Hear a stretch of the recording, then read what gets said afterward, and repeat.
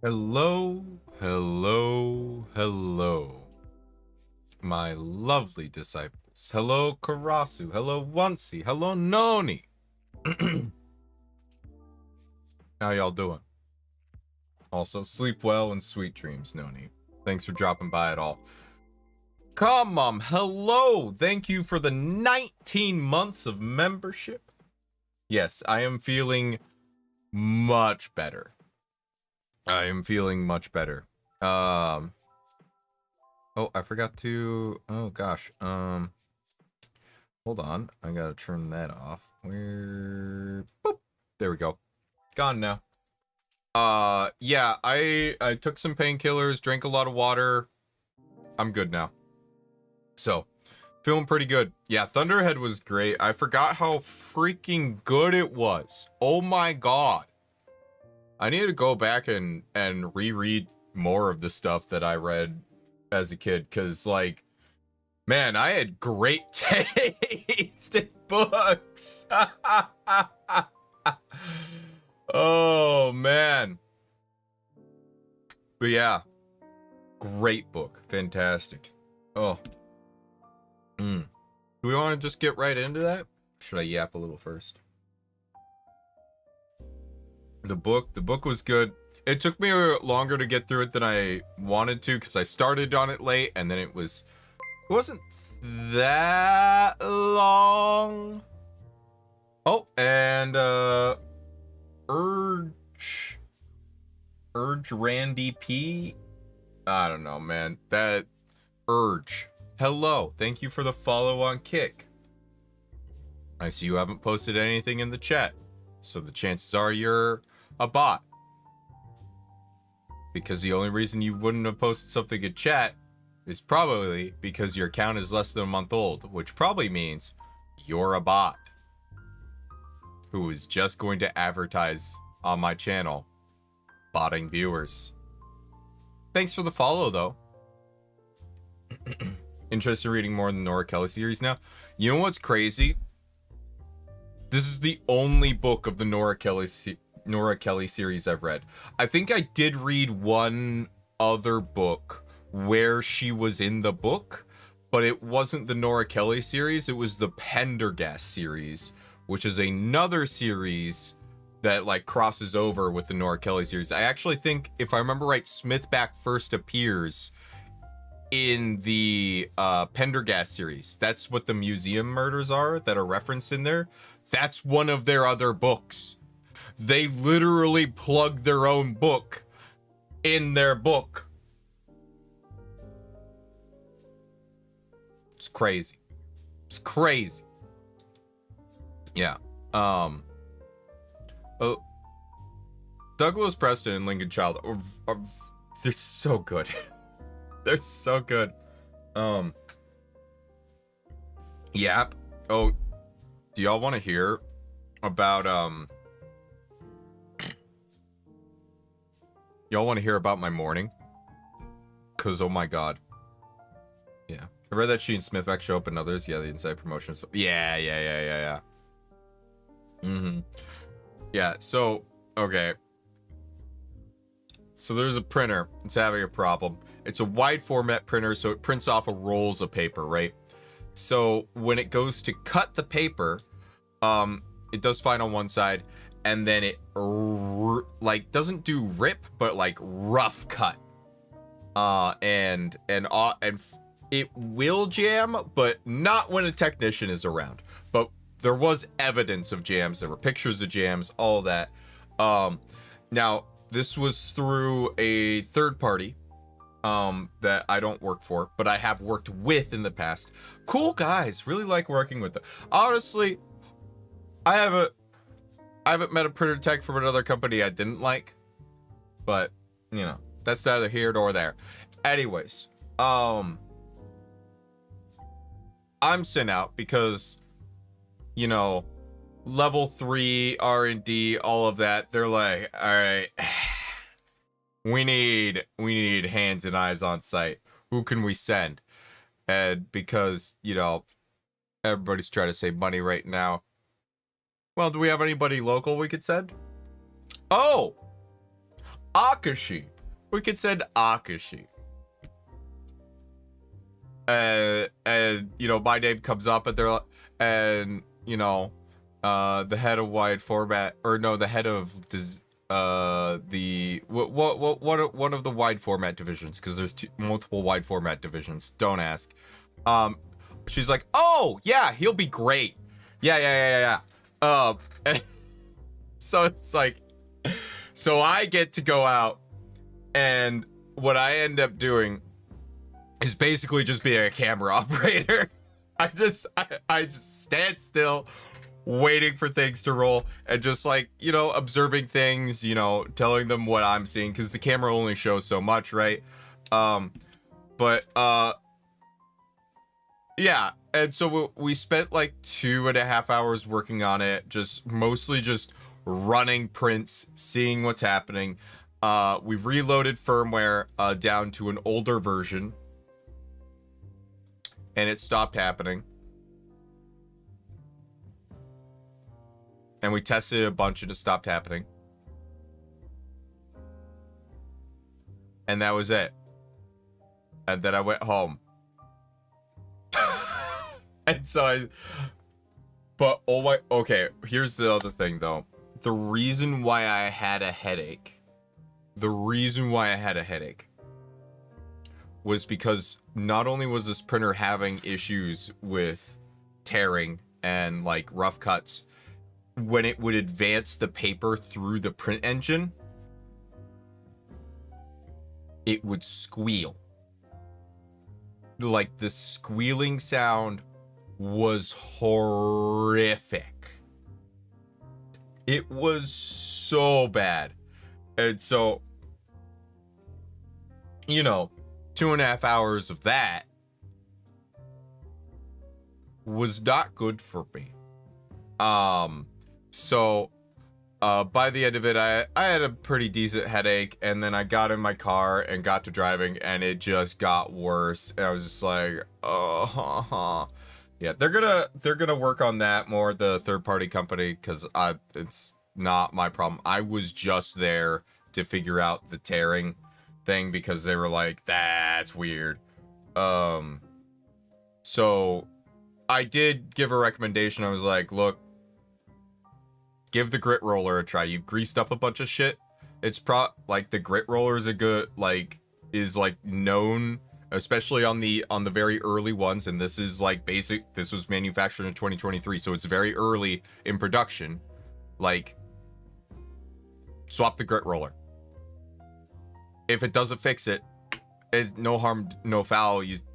Then you know the grit roller wasn't the problem, and it's good. You can just throw it in another machine. He was like, yeah, no, fair enough. I'll just do that. So he's gonna give that a try. He'll probably send me a text if it works. But yeah, I'm sure the heat didn't help your headache. It did not. It wasn't as hot today, but it's definitely could be worse. Yeah, wide format king. Yeah. So on the topic of wide format king, while I am not the leading expert overall in the local area, for like our team at our company, I know more than everybody else. The only person who knows as much as me is bad at explaining what he knows. And he comes to me for answers,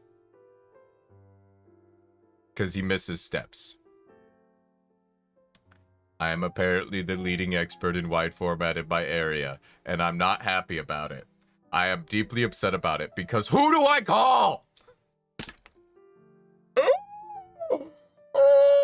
I've only been doing this for 2 years! Why me?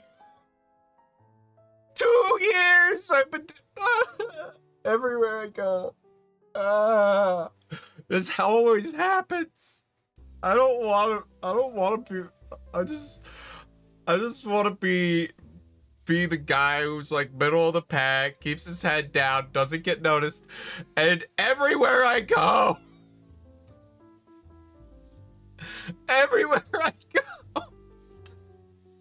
Ah!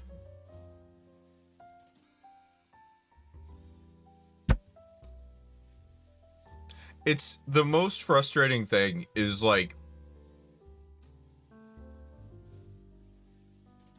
okay, so there's multiple layers about why this is frustrating, because basically everywhere I go, I rapidly become very competent, right? However, I'm always short of good enough to advance to being like a true expert, right? So, and it's hard to communicate, like, it's hard to communicate that ability to potential employers. Like, look, if you hire me, I will be an expert.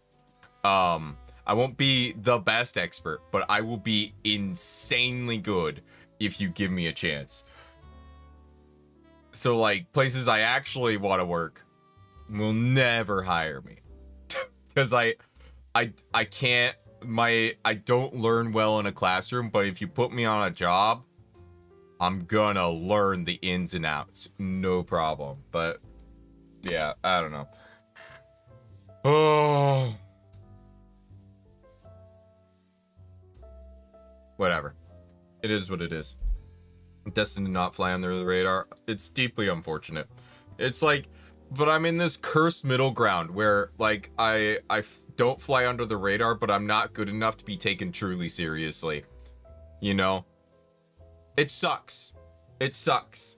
So it's like I'm stuck in this stupid purgatory and I hate it. Anyways,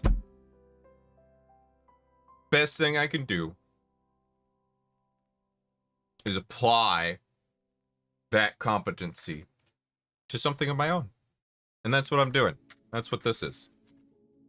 Speaking of this, there's a point to this stream.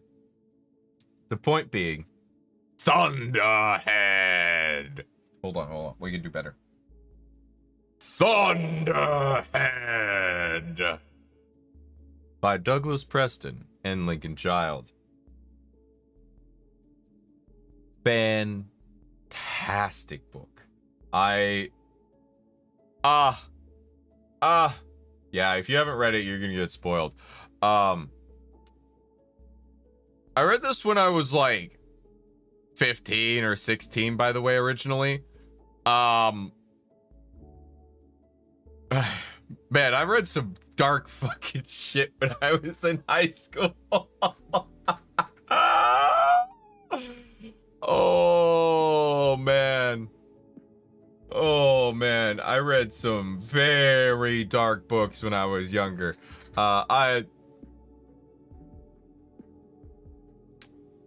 Yeah, my parents probably should have had a better eye on what I was reading. But they didn't, so here we go. Many years later, I'm rereading it. I'm like, this was very formative, wasn't it?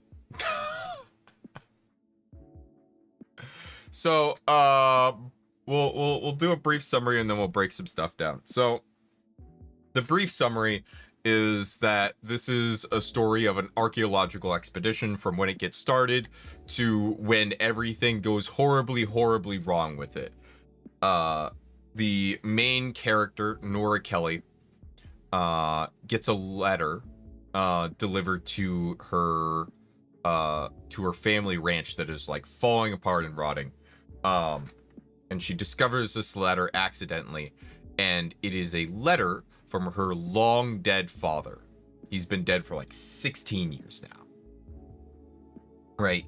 So she gets this letter and it details the position of what could be the city of Kavira.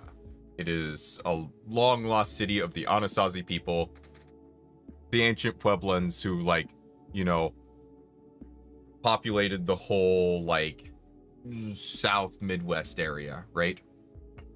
No mind map stuff going on today. I might get into the mind map stuff. We'll see. We're just gonna do a very brief summary, and then I'll do some yapping. I don't really know that I feel like doing the mind map stuff today. We'll see. I have it open in front of me, but I just, if I do it, I do it.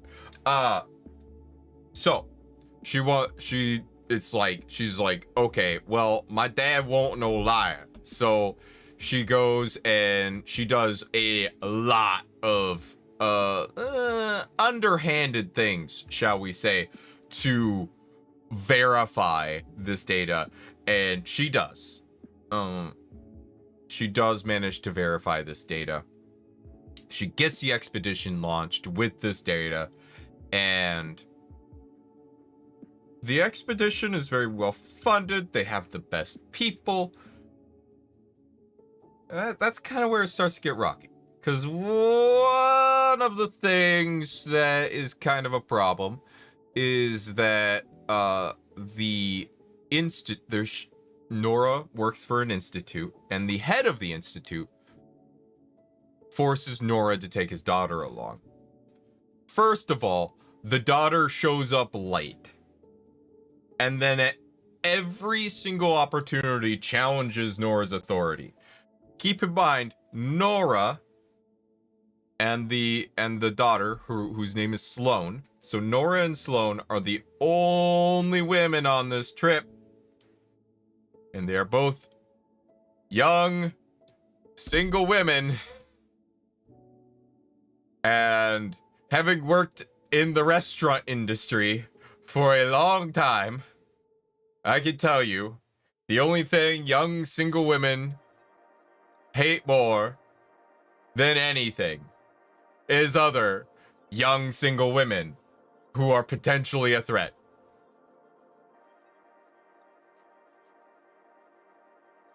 Having experienced this kind of workplace drama in spades, let me tell you, I saw Sloane backstabbing Nora coming from a mile away.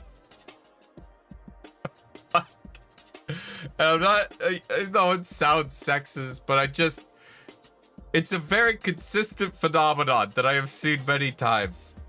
And so when it happened in the book, I was so very deeply shocked, I promise. But the extremes. Here's the other thing. The authors did a very good job of like putting in good reasons for the betrayal and everything. It wasn't just women being catty towards each other. There were very good reasons, because Sloane has deep-seated issues. Sloane was very full of herself. Yeah, that's the other thing. Sloane had a huge ego. She had deep-seated issues with authority because of her daddy issues. What else? She had a chip on her shoulder, right? She was out to prove herself. And, you know, Nora, still an inexperienced archaeologist, but has more, but like, you know, she's experienced, but just like her career's still getting started. She's not tenured or anything. So, but she's put in charge of the expedition because she's the one who found the site. She found Kavira, so she's put in charge of the expedition. But Sloane's sent along for experience, and there's other reasons for it that are detailed later in the book, but I'm not going to talk about that because, frankly, it actually doesn't matter as far as I'm concerned. So Sloane is constantly challenging Nora and her authority all throughout the trip. She's very full of herself, as you put it, Calm Mom. And she is again, at the risk of sounding a little sexist, she is often quite catty and, you know, actively challenges Nora's authority quite often in ways that I've often seen women do to each other. Very stereotypical. And like, yeah, I was like, there were multiple times during this book where I was reading it, where I was having active flashbacks to my times as a cook, just listening to servers talk to each other and just the like underhanded shit they would do to just like sabotage each other constantly. And it was like I was just having flashbacks to it. I was like, oh my god, I have seen this happen in real life. She's very attractive, boy, does she know how to know it and use it? Yeah, that's the other god, she is like here's what I will say, like Nora has her problems, and like she definitely views Sloane as a threat and acts like it, but she's also a very terribly normal, terribly reasonable human being. Like, and that's the other thing I like about this book. Basically everyone in the book is pretty normal, pretty grounded. Except for Sloane. Sloane is quite in another story. Sloane would be the Mary Sue self-insert character. If you break it down, like, cause she's literally good at everything. She's always prepared. Cause she knows how to ride horseback. She can climb. She can do, she's like a professional musician. All these things. She's insanely competent. Way more competent than you would expect someone in their early 20s to be, right?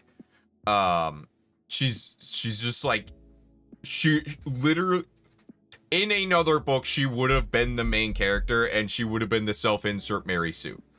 However, in this book, Nora Kelly, she's still attractive. She is very much so described as being quite attractive, but much so more in the realms of normalcy. And also, while competent, she's not crazy competent. She's outdoorsy. She grew up on a ranch, and she knows archaeology stuff. But outside of that, she doesn't really know like a ton, right? She's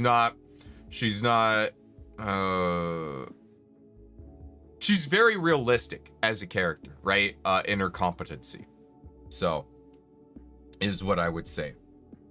Which, yeah,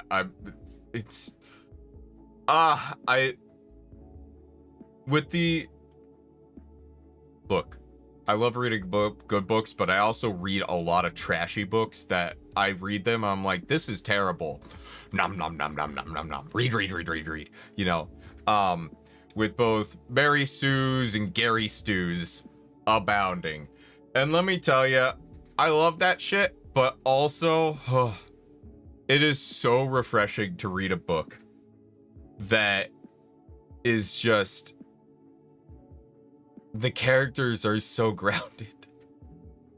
Nora's also trying to help her brother Skip. Yeah, so, and that does end, yeah, that is relevant to the book. I haven't even, man, I completely glazed over that. There's so much going on, in this book.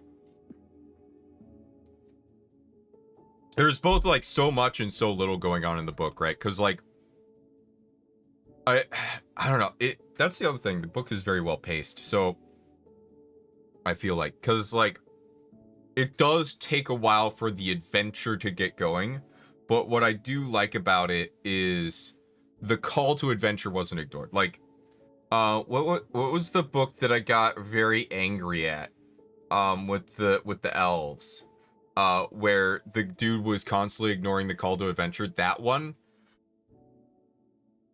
literally the opposite of that for this one. Like, Nora gets the letter, you know, and while like she's like assailed by these like monstrous half people, right? And then she gets a hold of this letter, which, by the way, there's monstrous half people, literal Native American skinwalkers in the book.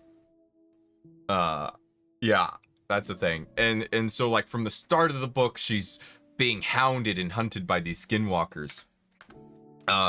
And like she's being hunted and hounded by them, and she finds this letter shortly after, and she's just like, I gotta find this city. These people, they're gonna try and find it and loot it, which is not what's happening. But yeah. This book you read was better than Labyrinth of Dream. Yeah. Oh yeah, I would definitely say so. Like, don't get me wrong, I love the world building for Labyrinth of Dreaming books. Oh, but the main character, oh. I also like that there's a hint of supernatural very earlier in the book. That's something that's present in Douglas Preston and Lincoln Child's books in general, is this. It's very much so set in the real world, but there's always these undertones of mysticism and things not quite explainable by modern science, right? There's a lot of that. And it pervades their books. And a lot of times at the end, there's kind of an explanation where it's like, yeah, no, like, is it mysticism? Is it not? And they kind of have like a semi-rational explanation for things, but you're always left wondering, is there magic going on? Is there something supernatural going on here? Like, I do like that even when they kind of explain it, they still leave a little bit up to your imagination. Like, what? They leave a bit up to the reader. Yeah, a bit of spooky. Oh, not a bit of spooky scary, a lot of spooky scary. I do genuinely view this book as a horror book, but it's more like, well, I don't know if I would call it a horror book. It's more like a book with a lot of horror in it. You know what I mean? Because it is very much so like, I don't know, adventure novel, I guess? Adult adventure, right? With horror elements? I don't know. But, yeah. Hold on, I need water and to collect my thoughts. Even though it's sort of explained, there's still some question at the end. You're still not sure, even though the fungus explains a lot. Yes, the fungus does explain a lot. So, alright, let me back up. Let me back up a bit, because I'm kind of bouncing around a lot here. Because, like, this book's so good.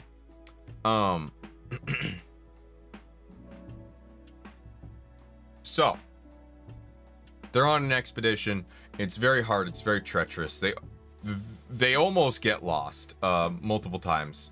Not multiple times. I guess multiple times. But like, it's a very long, drawn out trip. And the pacing of this book, because hold on. Let me roll back even further, because we don't even get to the proper adventure until about a third of the way through the book, right?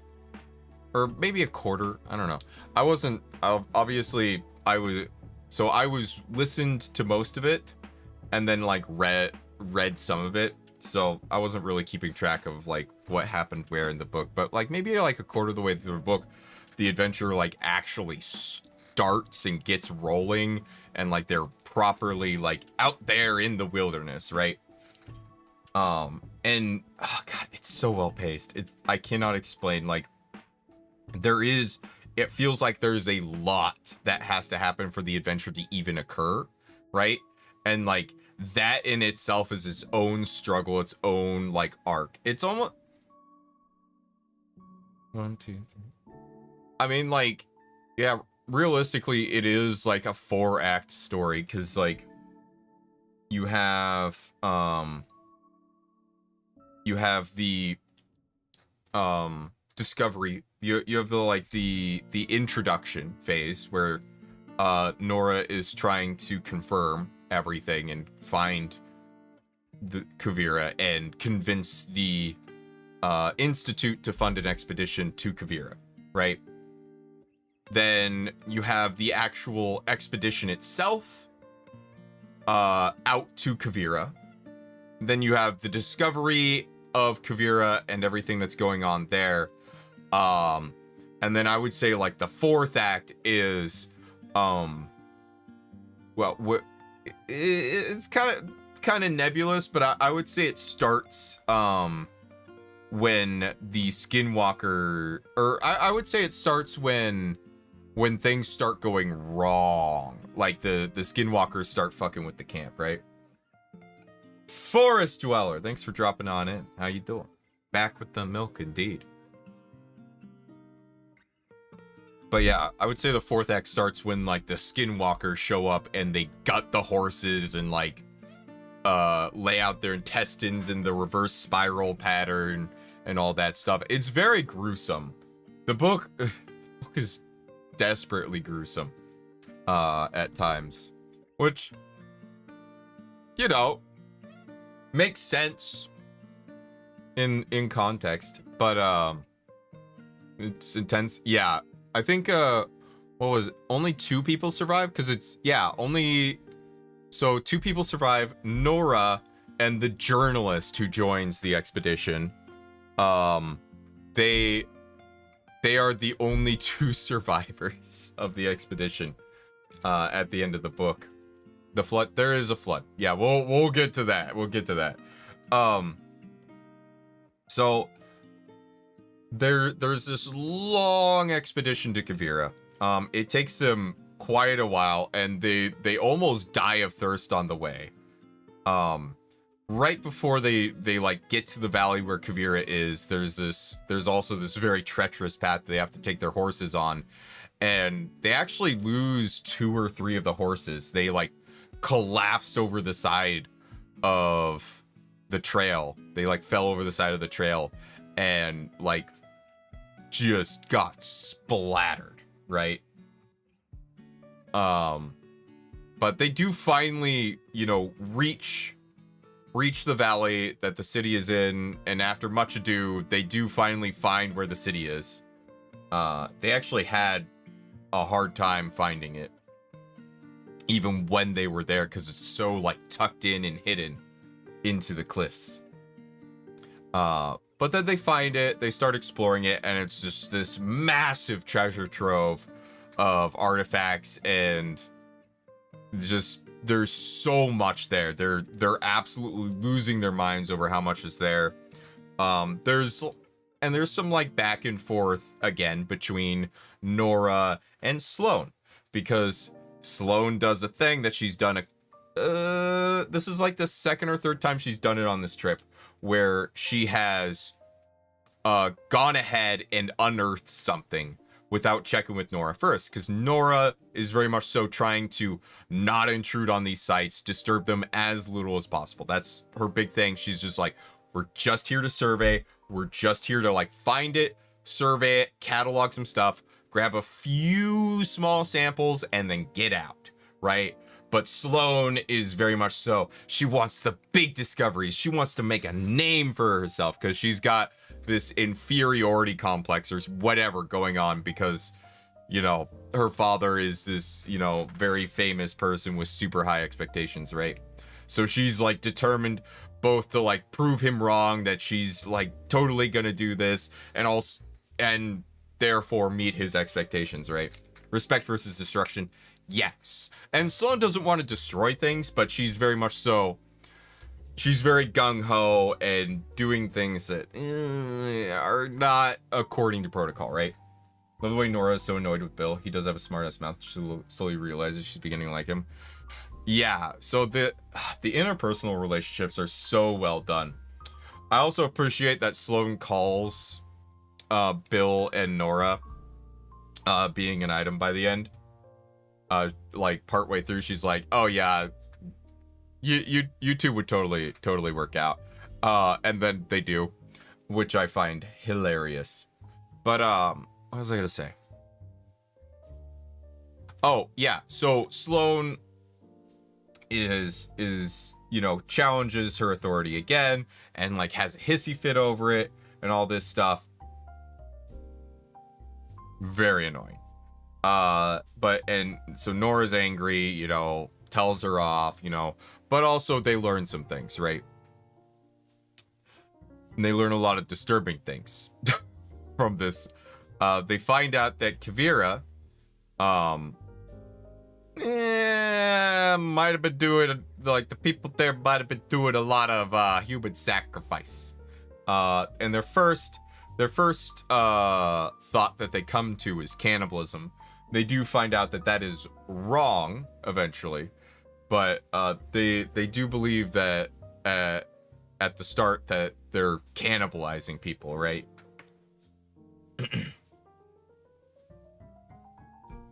Yeah. Not great. Not great. And the deeper they get into the city, and the more they learn about what's going on there, the more they're just like, what the hell was going on? And eventually, they stumble on a fungus, and they don't know what it is at first, but it is first introduced. They first learn of its presence when after the horses are killed. Well, 2 of the horses are killed by the skinwalkers. The skinwalkers invade the camp, and they blow dust over one of the guys at the camp, who like kind of sleeps a little bit away from the camp, right? I think the Aztecs were there. Not even the Aztecs, but the Toltecs, the like Aztec predecessors. But yes.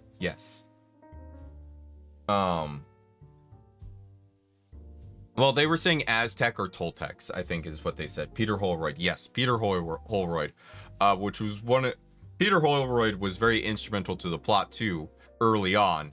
Later on, it's very funny because Peter is very instrumental to the plot early on, because he's the whole reason that they get the radar imaging that confirms that Kavira could potentially exist, right? Basically confirms the existence of the Anasazi Road with the satellite radar imagery, right? Without him, it wouldn't have happened. But as the story goes on, he becomes less and less relevant until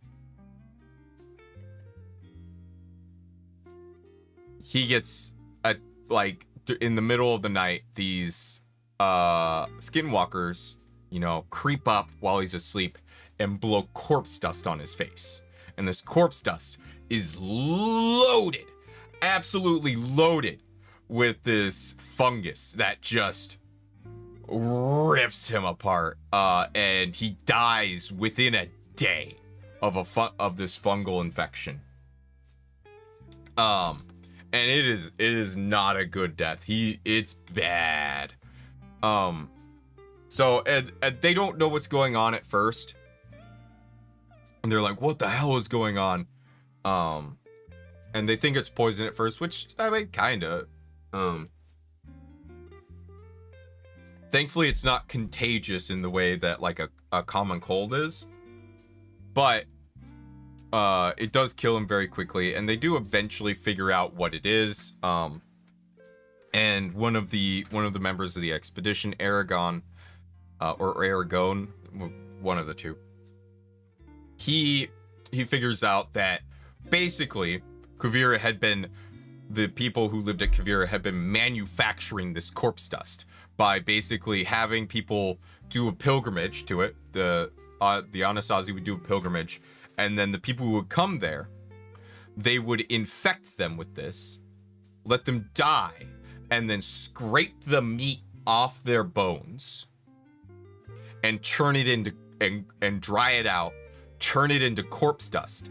And that was the way that the like people who were in Kuvira, who ruled the Anasazi people, kept control. Is there wasn't a war, violent war or anything. They would just infect people with this. They were like, ooh, we're gonna magic at you, and they would magic at people. But the magic was just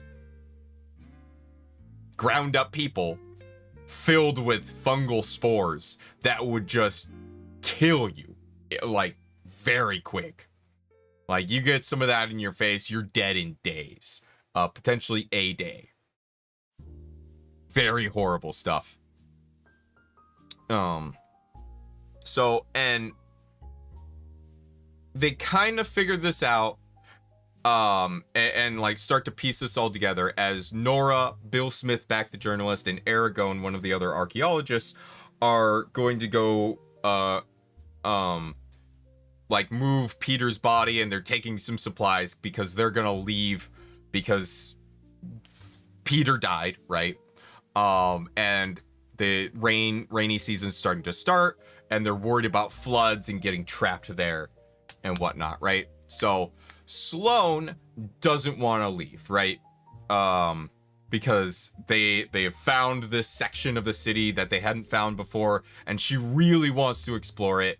But ultimately, like, it's put up to a vote, and most people decide to leave. So on the day they're gonna leave, Sloane and one of the other archaeologists, who she has been sleeping with, go to check the weather report at Nora's direction. The weather report says it's just fine, but Sloane and the other archaeologist, Black, that's his name, thank you. Sloane and Black, when they check the weather report, they see there is a massive storm front on the horizon, and they don't say anything about it.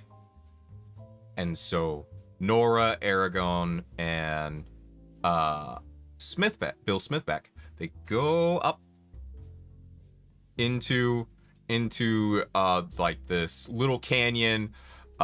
Basically there's like a valley, a little tiny like slot canyon, like more of like a little tiny ravine that you kind of gotta like really creep through. They get up in there, and they get up into the next valley where they have like kept the horses and stuff throughout this whole time. And they're like packing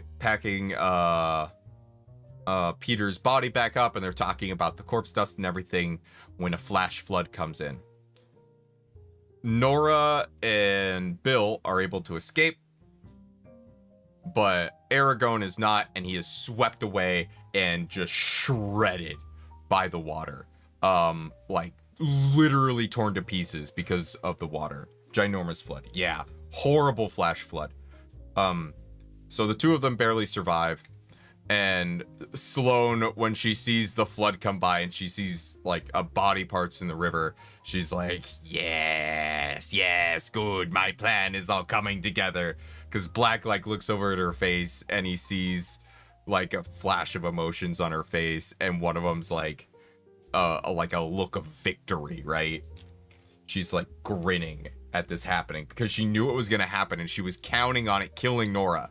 She literally like planned out this. She was like gonna let them die through negligence, essentially, was her plan. And it almost worked. It did kind of work. It killed one guy. So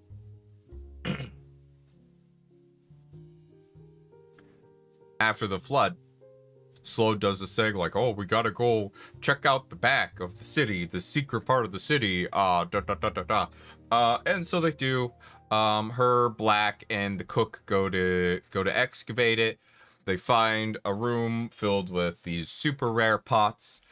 They thought there was gonna be gold there, or well, some people thought there was gonna be gold there. Not Sloane. Sloane had a feeling, because her father's been trying to trace this like special pottery back to a central location, and he was like, Kavira, it's probably there. And so she sees it and she's like, finally, yes, my father's dream has come true and I'm gonna get the credit for it. Blah blah blah. She's very excited about it.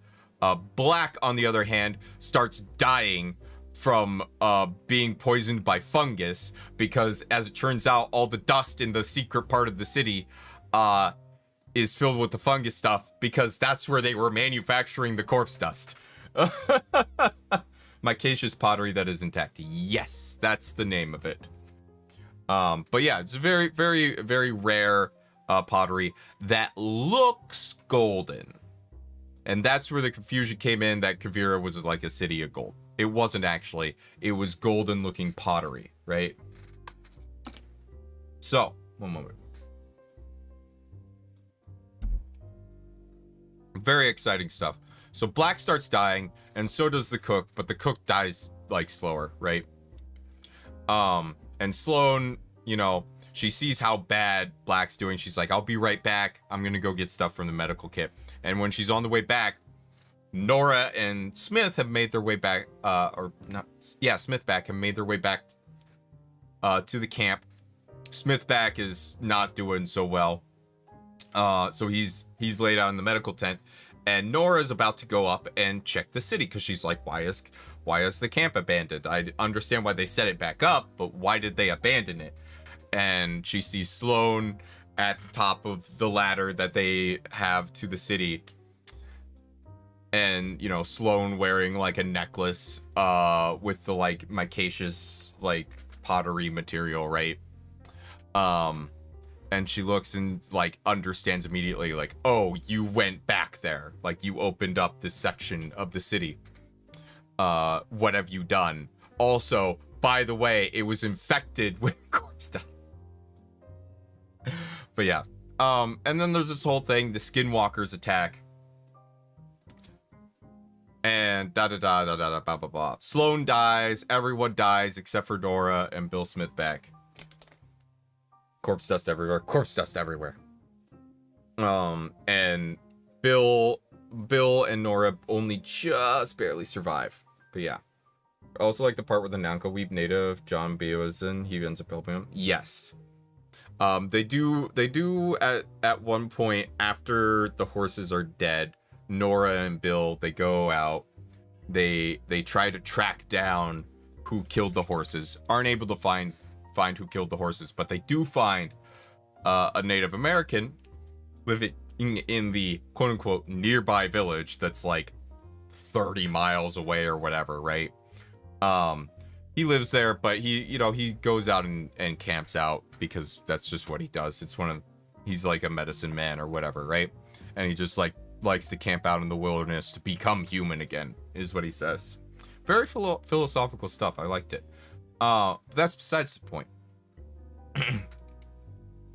The big thing is that he's like, he hears about all this stuff, and he's like, he knows about all the skinwalker stuff, and so he's like, yeah, okay. And so he sticks around, and he ends up saving the two of them, and helping to get them back to civilization. This whole time, while this has all been going on, there's also been a subplot going on back home at the Institute. Skip, Nora's brother, figures out, like, wait, these people who were attacking my sister, they must have been skinwalkers or people playing at skinwalkers. Informs, the Institute director. The Institute director is like, oh, my only surviving family member is on that trip. This could be a problem. We just lost communication with them. We're organizing a rescue party. So, and that happens in the background, like as like a B plot that's going on. And they do get saved. Nora gets to find out what happens to her father all those years ago. It turns out he got infected with the fungus. Plots gets thickened. This is where the plot like gets explained, actually. So, but basically, her father got infected with the fungus and was left there. It turns out that the nearby village knew about the city all along, and it kept it a secret because they knew it was evil. They knew it was filled with this deathly fungus, and we're like, why would we tell anybody about it? That sounds like a stupid idea.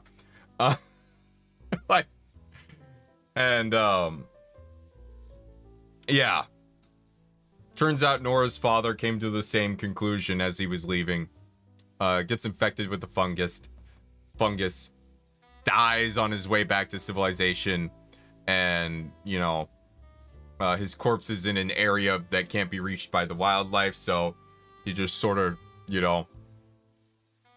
is left there. And the people find his body. The tribe finds his body and just leave him there because they're like, well, let sleeping dogs lie, basically. It became a big problem. But yeah.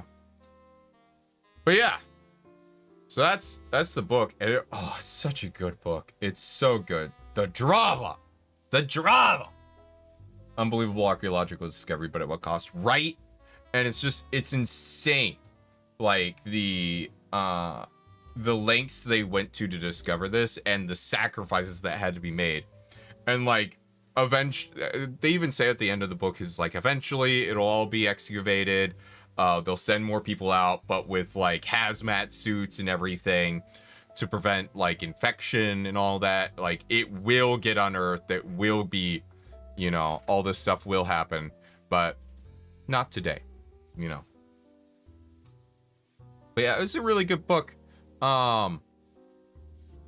This one, like some books, a lot of the books we've read, I felt like there was like a through line message that the authors were trying to like tell the reader, you know.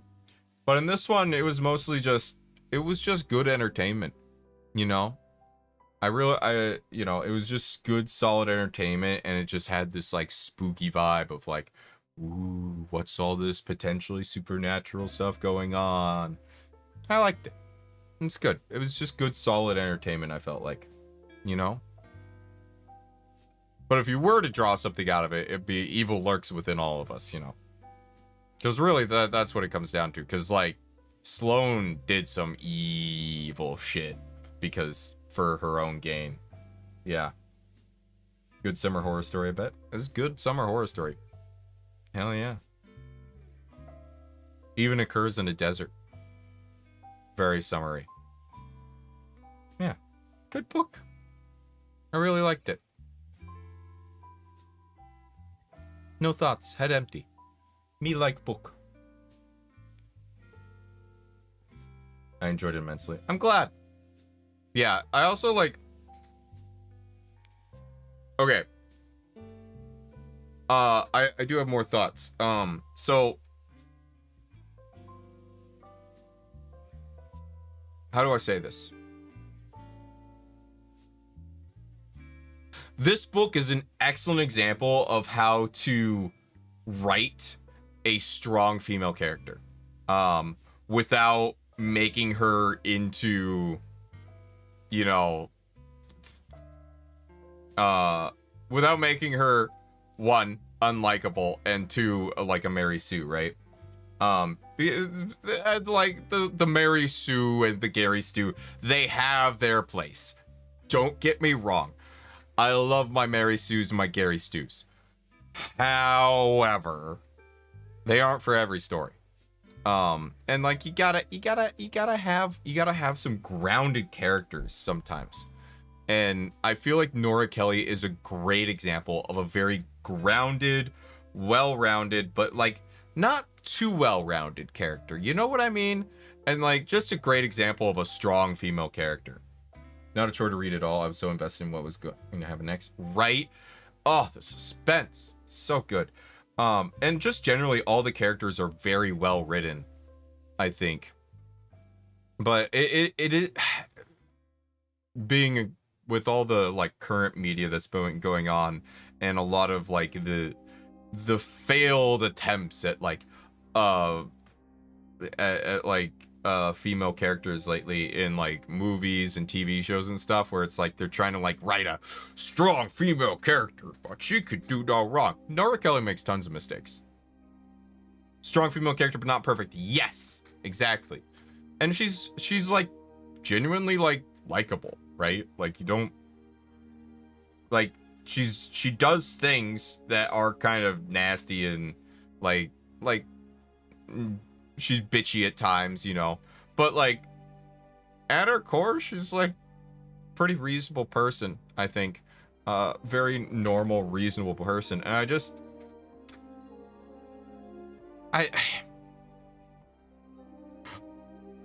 something that really bothers me is when it's like sorry, I'm going off on a tangent because I can't help myself, but like there's this like narrative that was like, oh, if you hate this piece of media, you hate strong female characters. It's like, no, I love strong female characters that are well written. I just hate shitty writing. It's like, it turns out when you have good writing and a strong female character, I really like it. But yeah, actually, like looking back on it, that's been like Like this book, Pushing Ice, had strong female leads. Like I do genuinely love books with strong female characters. If they're well written, or like stories in general with strong female characters. You can tell she's super smart but very relatable. Yes. I think that's the thing is like and I've noticed this not just with like female characters either, but with like male characters in a lot of like modern TV and movies and stuff. They aren't writing relatable characters. They're writing these like caricatures of characters, right? Like they aren't people. Like, and it's so frustrating. Like Superman, Batman, and flawed characters relatable. Exactly, Karasu. Well, and like even beyond that, like, cause like, how do I put this? I'm trying to like put it into words, but like, I don't know. I just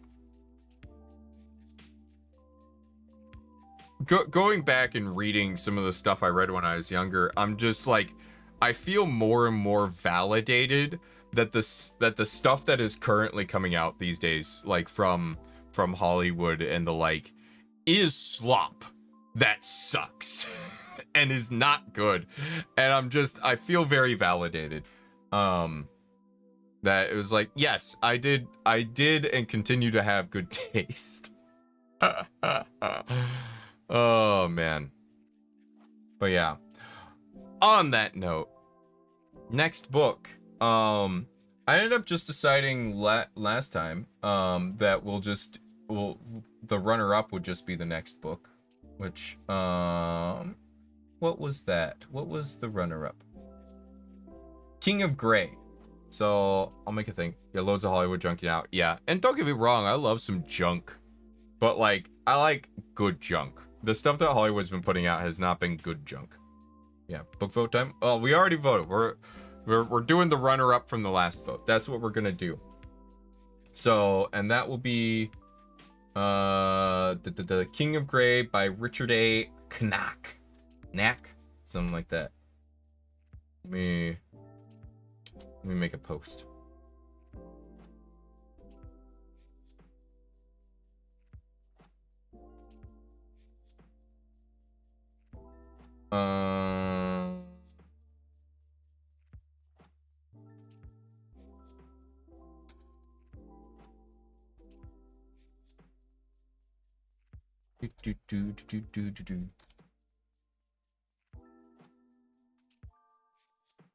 We will be reading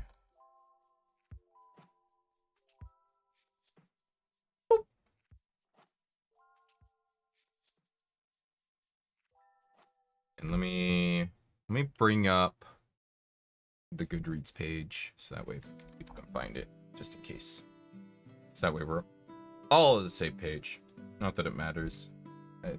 I don't think it matters that much.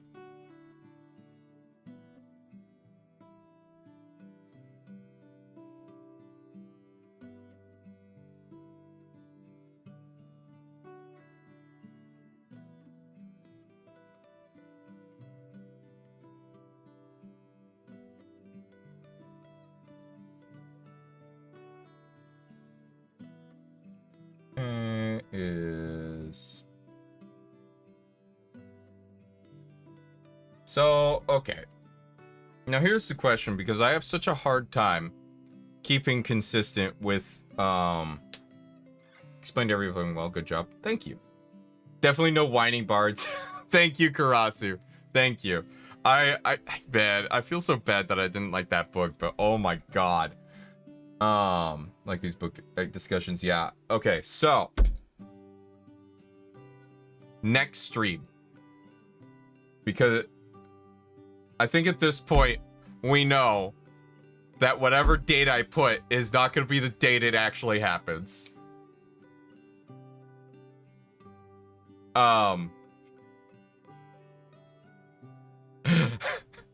Because I don't think a book club has been on time once. I don't think there's been a single book club that's been on time because I just sideline it. for other stuff, or like I get delayed in reading. So let's tentatively set it for like, I'm gonna tentatively set it for the 25th of September, I think. And like, we'll just play it by ear. At this point, you guys know the drill. It's thereabouts. It'll get delayed, I'm sure. Maybe I'll switch things up and I'll actually have the book club be on time.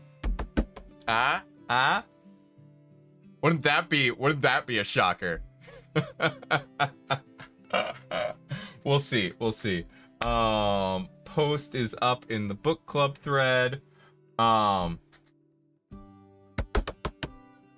had a great time. I loved this book. I'm glad that you guys decided to vote for it. And yeah, I'm looking forward to King of the Gray. I'm hoping I enjoy it. If I don't, you'll hear about the whys and wherefores of why I did not enjoy it, obviously. And if I do, you'll also hear about the whys and wherefores of why I did enjoy it. Until next time, though, which will be Saturday for Abiotic Factor. Take care of yourselves. Eat well, sleep well, hydrate, don't dehydrate, posture check. Make sure you're not all shrimped up. And until next time, bye-bye.